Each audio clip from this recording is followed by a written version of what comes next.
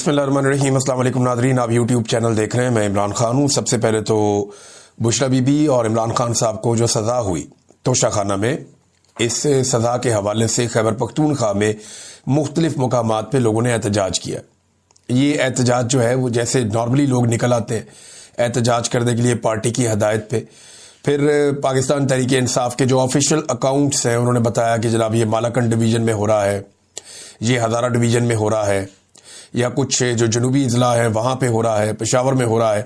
तो मुख्तलिफ जगहों पे पाकिस्तान तहरीक इंसाफ ने रैलियाँ निकाली और इमरान खान साहब के हक में मुजाहरा किया। तहरीक इंसाफ का ये मानना है कि उनके साथ ज्यादती हो रही है और पाकिस्तान तहरीक इंसाफ के सोशल मीडिया ने बाकायदा एक डॉक्यूमेंट्री बनाई है तोशाखाना के हवाले से और बहुत सारे वो हकायक छाप दिए हैं जो हकायक नॉर्मली हम नज़रअंदाज कर देते हैं। देखिए, वक्तन फवक्तन ये सारी चीज़ें पाकिस्तान का मीडिया बताता रहा कि तोशाखाना पे किसने कितना हाथ साफ किया। तोशाखाना में किसी ने भी घड़ियां नहीं छोड़ी। जितने भी लोग आए पाकिस्तान के अंदर हुकूमतों में, वो सारे तोशाखाना के तहाइफ अपने घरों में लेकर जाते रहे, चाहे वो निगरान हुकूमतों में आए, चाहे वो बाकायदा हुकूमतों में आकर बैठे। तमाम लोग तोशाखाना के ऊपर हाथ साफ करते रहे, हत्ता कि जर्नैलों ने भी तोशाखाना के ऊपर हाथ साफ किया है। तो तमाम लोग जो हैं वो तोशाखाना से निकालते रहे सामान, घड़ियां, ज्वेलरी, कालीन, घरेलू सामान, टी सेट और पता नहीं क्या कुछ ये ले जाते थे। नवाज शरीफ साहब लंबे अरसे से, नवाज शरीफ साहब, उनकी अहलिया, उनका खानदान ये सामान लेते रहे। इसी तरह पाकिस्तान पीपल्स पार्टी की जितनी भी हुकूमतें आई वो सारी भी ये सामान लेती रही हैं। इसी तरह इमरान खान साहब ने और उनकी अहलिया ने भी तोशाखाना का सामान लिया। मामला ये है कि इमरान खान साहब को ये नहीं करना चाहिए था या उनकी अहलिया को नहीं करना चाहिए था। ये इखलाकी नुक्ता नजर से आप देखें तो बात ठीक है, यानी बाकी सारे लोग जो काम कर रहे थे वो इन्हें नहीं करना चाहिए था। लेकिन सवाल यह पैदा होता है कि क्या कोई इल्लीगल काम किया, गैर कानूनी काम किया? अगर तो गैर कानूनी काम किया तो वो सब ने किया। अगर तो तोशाखाना से घड़ी लेना या कोई और तोहफा लेना गैर कानूनी है तो यही गैर कानूनी काम नवाज शरीफ ने, उनके खानदान ने, जरदारी ने, उनके खानदान ने, गिलानी ने, उनके खानदान ने और बेशुमार और खानदान है जो ये कारनामे कर चुके हैं। तो उन सबको भी गिरफ्तार होना चाहिए, उन सब पे भी मुकदमे चलने चाहिए। तोशाखाना से सामान लेना इल्लीगल नहीं है।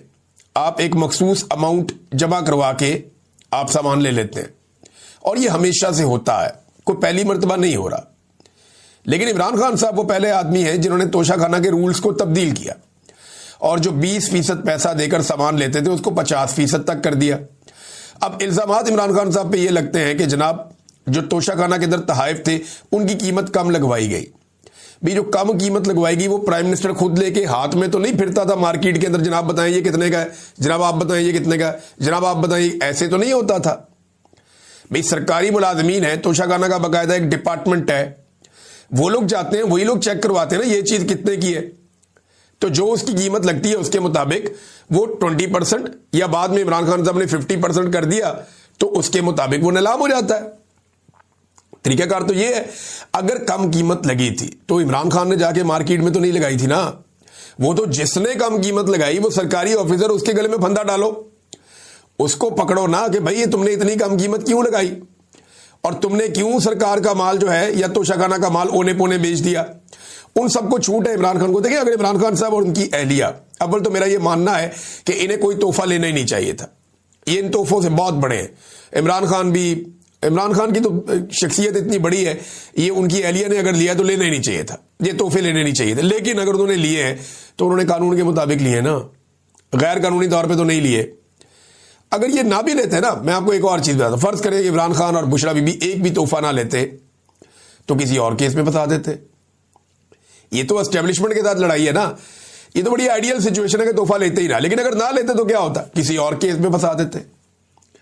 इद्दत वाला केस भी तो बनाया है ना, और कोई घटिया केस बना देते। तो ये पाकिस्तान की एस्टेब्लिशमेंट से लड़ाई का नतीजा है। जिन्होंने गाड़ियां ली जो बिल्कुल ही गैर कानूनी है, गैर आईनी है, लिखा हुआ उसके अंदर कि आप गाड़ी नहीं ले सकते तोशाखाना में, या कोई इंटीक वो आप नहीं ले सकते, वो चीजें इन्होंने ले ली। जो तारीखी नवादरात हैं, बहुत पुरानी चीजें हैं मजहबी नुक्ता नजर से, या फिर वो चीजें आप नहीं ले सकते, लेकिन इन्होंने गाड़ियां भी ले ली और रूल्स को खुद ही नरम कर दिया और गाड़ियां लेके उड़ गए। वो केस चल रहा है 6 साल से, आज तक कोई उसके अंदर चालान ही जमा नहीं हुआ, और ये केस चल रहा है 1 साल से फटाफट चालान भी जमा हो गया। तो ये एस्टेब्लिशमेंट का कारनामा है, इसमें कोई ताल्लुक नहीं है इस बात से कि इमरान खान साहब ने कोई गैर कानूनी काम किया, और बाकी सारों ने भी यही काम किया। अच्छा नाज़रीन, इसमें पंजाब में दोबारा से पाकिस्तान तहरीक इंसाफ पर छापेबाजी शुरू हो गई है। ऐसा लगता है कि पंजाब पुलिस का एक ही काम रह गया, पीटीआई के बंदे पढ़ लो। वो पीटीआई के ऊपर छापों पे छापे और कोई काम ही नहीं करते। जिसने भी अपनी कारकर्दगी साबित करनी होती है वो पाकिस्तान तहरीक इंसाफ पे चढ़ जाता है। मुझे ऐसा लगता है कि पाकिस्तान के जितने भी इदारे हैं वहां पे अब कारकर्दगी दिखाने का जो वाहिद जरिया है वो ये है कि आपने पाकिस्तान तहरीक इंसाफ या इमरान खान के खिलाफ कितना किया और क्या किया। यानी ये PMLN के एक जर्नलिस्ट हैं अफसार आलम साहब, इन्हें वो भी लगाया हुआ था इन्होंने, चेयरमैन पैमरा भी, ये कहते हैं जी कि मेजर जनरल फैसल नसीर को अगला DG ISI लगाया जा सकता है, इसीलिए उन्हें साथ लीबिया ले जाया गया। तो सवाल ये पैदा होता है कि इमरान खान साहब ने जब उन्हें गोली लगी या गोलियां लगी तो उन्होंने मेजर जनरल फैसल नसीर का ही नाम दिया था उस वक्त कि जनाब ये जिम्मेदार है, और उन्हें नामजद किया था, और उनके ऊपर सियासत में मुदाखलत के इल्जाम भी इमरान खान साहब ने लगाए। और पाकिस्तान तहरीक इंसाफ ये मानती है कि मेजर जनरल फैसल नसीर पूरी तरह से सियासत के अंदर इन्वॉल्व है, DGC है वो, तो उन्हें DG ISI अगर लगाया गया तो देखिए ये उन लोगों में से एक है जिनके पास पीछे हटने का कोई रास्ता बाकी बचा नहीं है। यानी ये लोग उस लेवल तक पहुंच गए हैं। कुछ लोग एक लेवल तक आ जाते हैं ना, देखिए आसिम मुनीर साहब और इमरान खान के बारे में लोग कहते हैं कि ये दो तलवारें एक नियाम में नहीं रह सकती, तो ये अपनी बका के लिए किसी भी लेवल तक जाएंगे। इसी तरह फैसल नसीर साहब हैं, कुछ और लोग हैं, ये लोग नहीं पीछे हट सकते। अब बात यह है कि ये जिस नहज तक पहुंच गए हैं या जहां तक ये मामलात को लेकर चले गए हैं वहां से पीछे हटा नहीं जा सकता। अब इमरान खान साहब आए तो इनकी बका खतरे में हो जाएगी, या इमरान खान साहब सरवाइव कर गए तो ये लोग सरवाइव नहीं कर पाएंगे। बज़ाहिर ये दिखाई देता है, ये सियासत है, इसमें कुछ भी हो जाता है, लेकिन बज़ाहिर जो दिखाई दे रहा है वो ये है। फिर एक और चीज भी बताई गई कि नून लीग ने नदीम अंजुम के लिए बहुत कोशिश की। नदीम अंजुम साबिक DG ISI है और इसी के दौर में मुझे अगवा किया गया था, मुझे इसलिए ये बंदा हमेशा याद रहेगा। बाकी DG ISI शायद मैं भूल जाऊं, एक एक करके अंजुम के लिए बहुत कोशिश की, इसे शायद मैं भूल जाऊं। तो हुकूमत इसे दोबारा DG ISI लगाना चाहती थी, फिर दूसरी नहीं लगाया एस्टेब्लिशमेंट ने बात। नदीम अंजुम को कोई ना कोई ओहदा मिल जाएगा, उसकी एक वजह है, अगर लगा दे नेशनल सिक्योरिटी एडवाइजर, वो भी नहीं लगाया गया।